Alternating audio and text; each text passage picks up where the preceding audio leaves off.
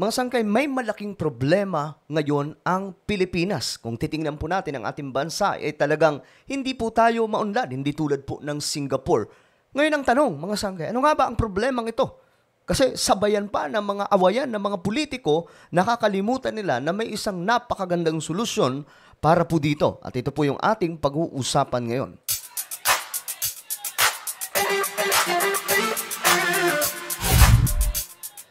So magandang oras po sa lahat ng ating mga kababayan from Luzon, Visayas, Mindanao, Sabah at maging sa ating mga kababayan na nasa iba't ibang bansa. Shoutout din po sa lahat ng mga solid sangkay. Mabuhay po kayong lahat. Anyway, before we start guys, pag-subscribe po muna yung ating YouTube channel. Ayan po sa baba ng video na to, makikita nyo po yung subscribe button. Pindutin nyo lamang po yan, tapos i-click nyo yung bell at i-click nyo po yung all. At kung kayo naman po ay nanonood sa Facebook, huwag nyo pong kailimutan na i-follow ang ating Facebook page. At eto, sa mga nanonood sa Facebook, may ipapagawa lamang po ako sa inyong saglit. Habang nanonood kayo mga sangkay, makikita nyo po yung tatlong tuldok. Ayan po, gumawa po ako ng halimbawang video. So, gawin nyo po ito ng aktual ngayon habang nanonood kayo sa video natin. Makikita nyo po yung tatlong tuldok bandang itaas. Pindutin nyo lamang po yan. Sundan nyo lamang po ako. Pindutin nyo po yan, yung tatlong tuldok. Then, may lalabas na show more. Pag lumabas na yung show more, pindutin nyo po yung show more at o kaya itong plus. Okay? Pag napindot nyo ng mga sangkay, pindutin nyo rin po bandang itaas. Ayan, katabi ng subscribe, yung bell notification. Okay, kita nyo naman siguro yung bell. I hope na nasusundan. Tapos, i-click nyo po yung all. Okay, ganyan lamang po kasimple. So, today, mga sangkay, pag-usapan po natin itong napakagandang solusyon, no? Para po sa problema sa ating bansa. Ito po ay walang iba, mga sangkay, kundi ang pabanguhin ang ekonomiya ng Pilipinas. Subalit, paano ito mangyayari, mga sangkay? Ang nagaganap ngayon, nag-aaway-away itong mga politiko sa Pilipinas. Nakakalungkot lang, you know? Ang Pilipinas po ay may malaking problema. Ang problemang yan, mga sangkay, maliban po sa sistema ng ating gobyerno ay yung pagpasok ng mga foreign investors. Ayaw po nila magtayo ng mga negosyo dito sa Pilipinas dahil may malaking problema. Alam nyo kung bakit maunlad ang Singapore, maunlad ang United Kingdom, maunlad ang Canada, maunlad ang Japan at iba pang mga bansa dahil po sa ginawa nila na sistema, mga sangkay, na kung saan magiging super duper friendly ang kanilang ekonomiya pagdating po sa mga pumapasok na mga foreign investors. Ngayon, ito pag-usapan po natin kasi malamang nalilito kayo ngayon sa nangyayari sa ating bansa. Ang gulo-gulo ng mga politiko. At napag-uusapan po ito, mga sangkay, ito po. Napag-uusapan itong tungkol sa economic provisions. Dahil nga po, mayroong nakaharang, mga sangkay, na 60-40 policy. Na dahilan kung bakit itong mga foreign investors ay tinatamad na pumasok sa Pilipinas at magtayo ng mga negosyo. Alam nyo, mga sangkay, ang ating bansa ay pinaghaharian po ng mga oligarko. Ibig sabihin, ito po yung mga mayayaman na kung saan sila po ang kumukontrol ng mga bilihin at kung ano-ano pang mga produkto. Halimbawa na lamang po yung telecom, 'di ba? Yung ating internet, sino-sino lamang ba ang naghahari? Dalawa lang ata ang pagkakaalam ko. Okay? Unlike, mga sangkay, kung magsisipasukan itong mga foreign investors, yung mga taga-ibang bansa at magtatayo ng mga negosyo dito, halimbawa, may mga makakalaban na itong mga negosyante sa Pilipinas at dahil may kalaban na po sila, magpapagandahan po sila ng service. At para maintindihan po natin lahat, mga sangkay, eto, panoorin po natin itong video para po ma-educate tayong lahat kasi I'm sure nalilito kayo. Ano itong parliamentary? Ano ba itong 60-40 na pinag-uusapan? At ano ba itong sinasabing economic provision? Ano ba itong federalism? Kasi ang gugulo ng mga politiko ngayon. Sa totoo lang, wala po akong kinakampihan, ha? Kabilaan.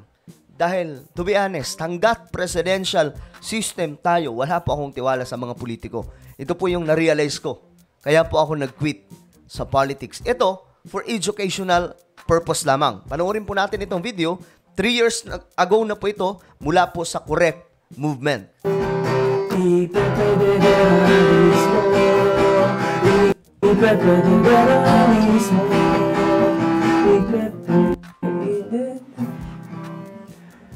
Ayun talaga nung kanta. Panoorin nyo mabuti mga sangkay at naway maintindihan po natin lahat. Okay? Tinry ko lang. Sorry na.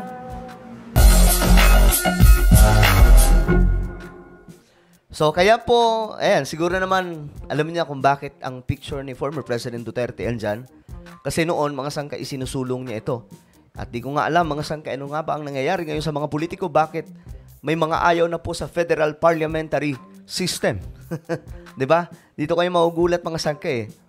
Again, wala na po akong kinakampihan sa mga politikong yan. Sa totoo lang, piliin na lamang po ang mga kinakausap natin dahil nga po ayaw po natin ma-involve sa mga ganitong klaseng awayan. Diyos mio marimar. Hi guys! Last video, tinalakay natin ang ibig sabihin ng Federal Parliamentary. Ngayon, let's look at the CONCOM draft proposal. Alam niyo ba na ang sinabit na draft ng CONCOM kay President Duterte ay Federal Presidential? Okay, noon ha, sinusulong po yan. Na ngayon, mga sangkay, nakikita naman po natin na mukhang ito rin po ang isinusulong. Sana nga po magtagumpay ito at sana tapusin na po yung awayan na yan para naman maayos na po ang sistema sa ating bansa. Anong tipaklong tong mga... Ano ba yung CONCOM? Ang CONCOM o Consultative Committee ay isang grupo na inassign ni President Duterte para mag-submit ng isang proposed draft na ang goal ay palitan ng current 1987 Constitution natin. Sila... Okay, yan na po ha. 1987 Constitution. Noon pa man, plano na po ito, mga sangkay. Ay composed of 14 lawyers, 2 retired military men, 2 retired university heads, 2 political scientists, 1 Catholic priest law professor, and 1 business economics technocrat. Anong meron sa draft na sinabit nila? Good news, federalism ang gusto nila mangyari. Yun! Ayos na! Bad news, presidential system pa rin sa national level ang nilagay nila. Diba? Yan po ang nangyari, mga sangkay, kung bakit hindi natuloy. So ngayon, sinusubukan na naman po ito. Wala, ano na. Meron pa rin tayo sa Dynasty Popularity Contest China pag ganun. Ang kailangan natin is parliamentary, Federal Parliamentary. Link on the description kung bakit. More bad news, 60-40 and other anti-FDI policies were not removed. Teka, ano ba yung 60-40 na yan? Ayan na. Yan po yung 60-40 policy. Mahalaga po na malaman po ito ng mga kababayan natin.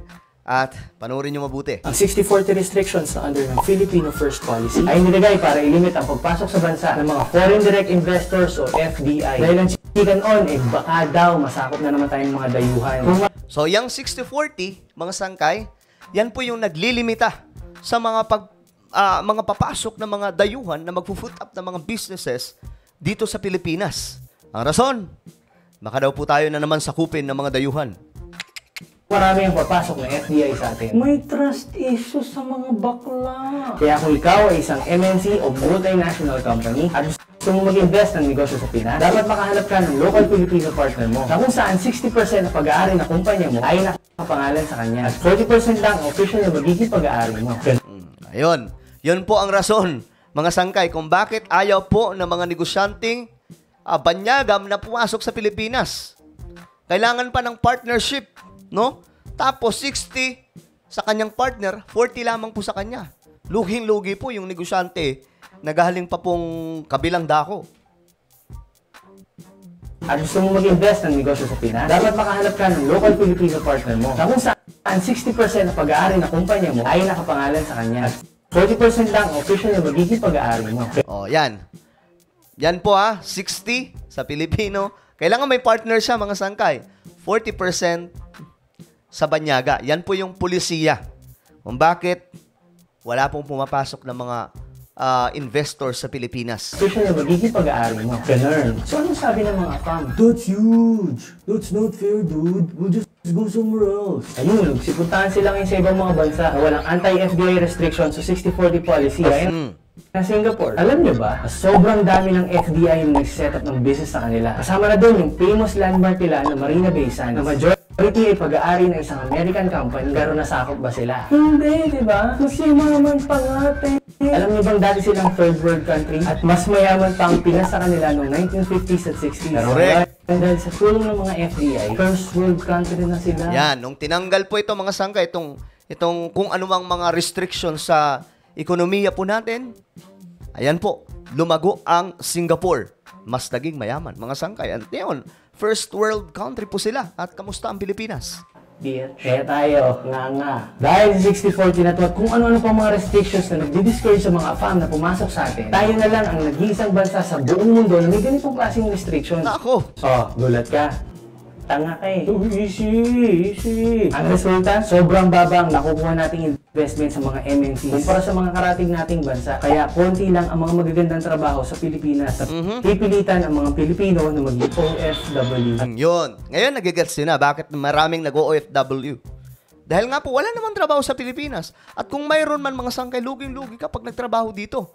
Magkano lamang po ang sweldo ng mga namamasukan? Malayo sa kanilang mga pamilya. And here's where the drama starts. Yan na. Dear Kuya Aris. At dahil dito, ang daming pamilyang nawawasak. Agoy. Mga mag-asawang nagkakahiwalay. Dahil nag-OFW, yan po ang nangyayari. Diba karamihan? Naghiwalay po mga pamilya. Dahil sa LDR. Mga dumadaming married sa Pinas, pero single sa abroad na civil status. Mga magulang na nag-a-abroad at naiiwan ang mga anak.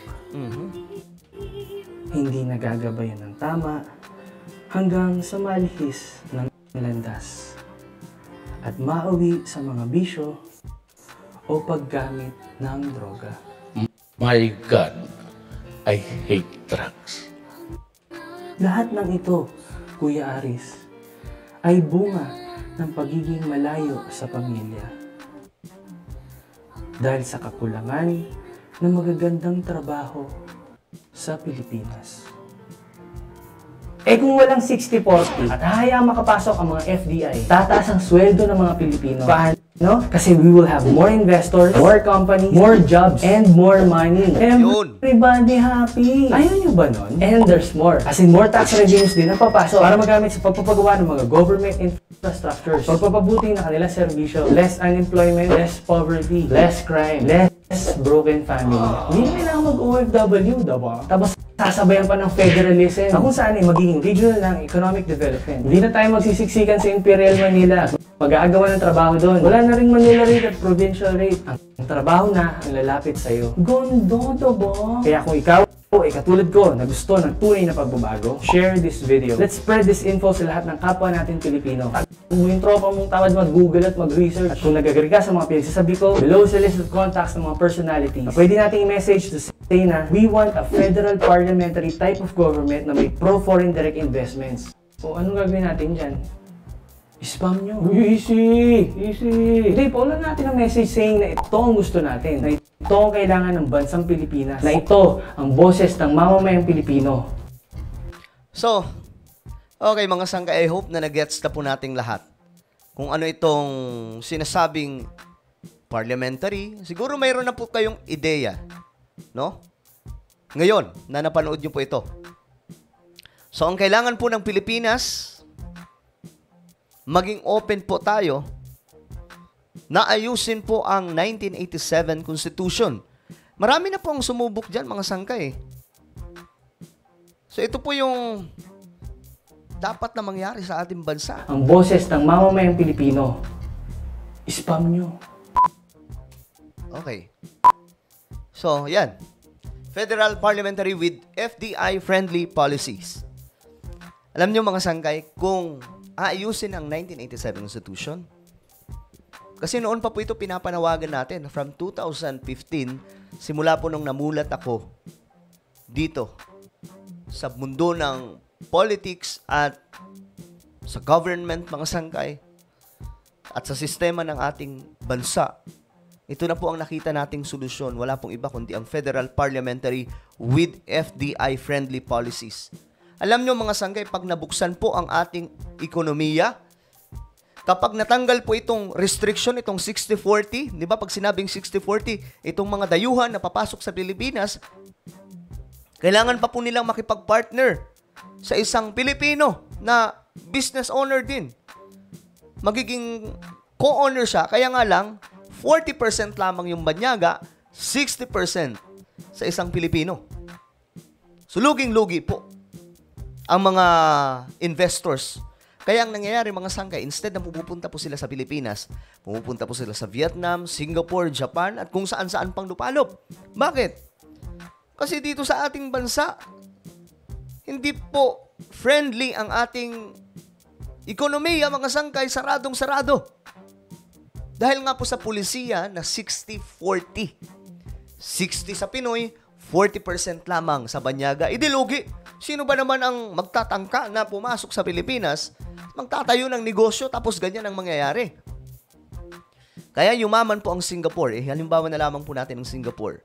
Kaya po yumaman ang Singapore dahil ganyan po ang kanilang ginawa. Hindi po sila natakot na sasakupin po sila ng kung sino mga banyaga.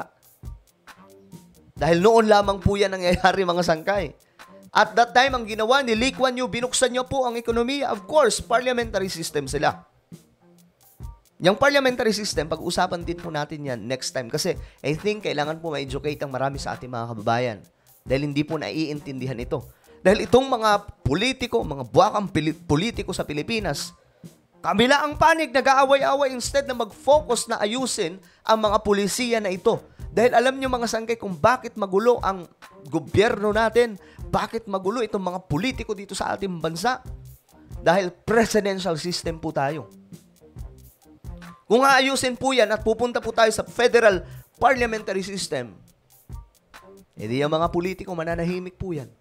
Hindi na po yan tulad ngayon mga sangkay na magsasalita yung isa, babanat yung isa, babanat naman yung kabila. Alam nyo, kaya ako napagod sa politics. Kaya umalis ako mga sangkay dahil nga po sa mga nakikita natin na ganun. That's why ito ngayon mga sangkay, gusto ko lamang i-educate ang marami sa ating mga kababayan na ito po ang problema sa Pilipinas. Bakit po hindi malagmong bansa tayo?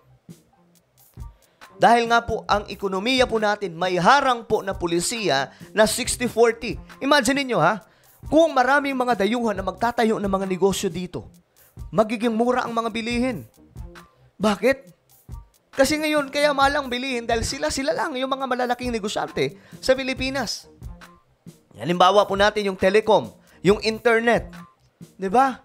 Dalawa lamang ang mayroon. I think dalawa lang, hindi ako nagkakamali. Dapat magkaroon po yan, mga 10, mahigit pa. Kung may mga kalaban ng mga yan, may mga kakompetition ang mga yan, ng mga businessmen from other countries, malamang sa malamang, magpapagandahan ng kanilang service yan. Bababaan ng presyo yan, ng wifi o kung anumang internet dyan.